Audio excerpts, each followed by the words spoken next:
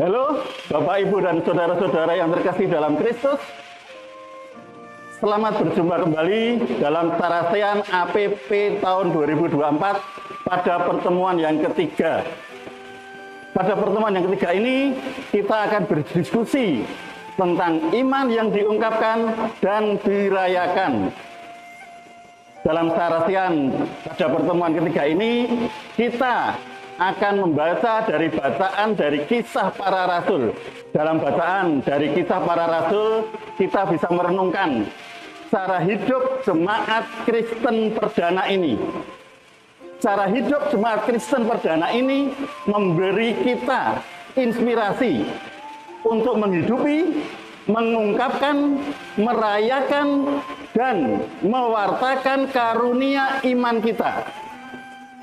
Ada berbagai macam cara bagaimana kita mengungkapkan dan mewujudkan dalam hidup keseharian kita.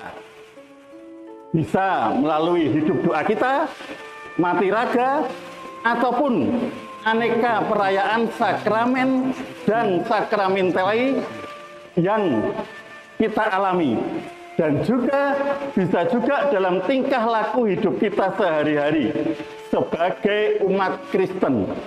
Dalam merayakan iman, kita diundang untuk merayakan perjumpaan kita dengan Tuhan sendiri. Dalam perjumpaan itu, kita diundang untuk membuka hati terhadap sapaan kasih Tuhan.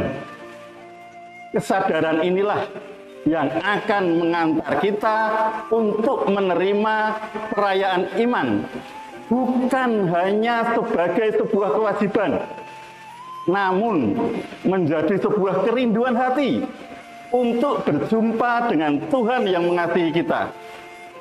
Di dalam perayaan iman, kita akan ungkapkan rasa cinta dan hormat kita kepada Tuhan.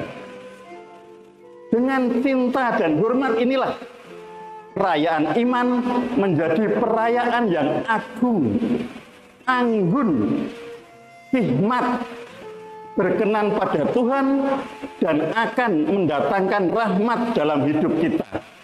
Bapak, Ibu, dan saudara sekalian, jadi semakin dalam dan semakin sering kita mengungkapkan dan merayakan iman kita, kita akan selalu semakin rindu untuk berjumpa dan merasakan kasih Tuhan.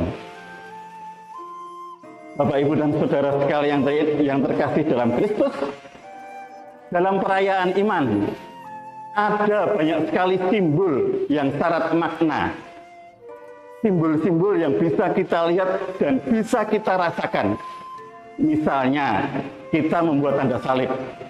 Lagu-lagu yang kita nyanyikan, musik yang kita dengarkan, ada tarian, dan juga tata gerak yang kita lakukan. Dengan mengerti makna dari setiap simbol itu akan membuat perayaan iman yang kita ikuti tidak membosankan, tapi semakin menggairahkan dan membuat kita penuh dengan sukacita. Melalui perayaan iman, kita diundang untuk membawa segala usaha karya kita, keluh kesah kita, permohonan kita di hadapan Tuhan, supaya kita dapat peneguhan dan kekuatan dalam menjalani hidup kita sehari-hari. Melalui perayaan iman, kita juga siap untuk diutus, untuk selalu mewartakan iman kita melalui keutamaan keseharian hidup kita. Bapak, Ibu sekalian, dalam setiap perayaan iman, kita diundang untuk tidak sekedar datang, terus duduk, diam, dan setelah itu selesai terus pulang. Itu akan menjadikan perayaan iman hanya sebagai rutinitas belaka.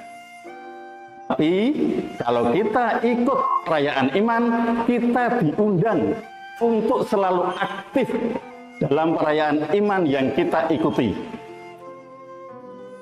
Demikian Bapak, Ibu, untuk diskusi kita, untuk sarajan kita dalam pertemuan ketiga ini, iman yang dirayakan dan diungkapkan.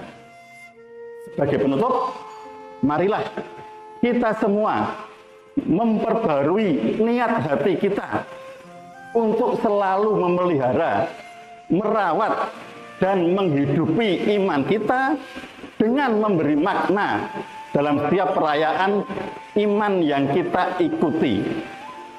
Demikian, matur nuwun, berkah dalem.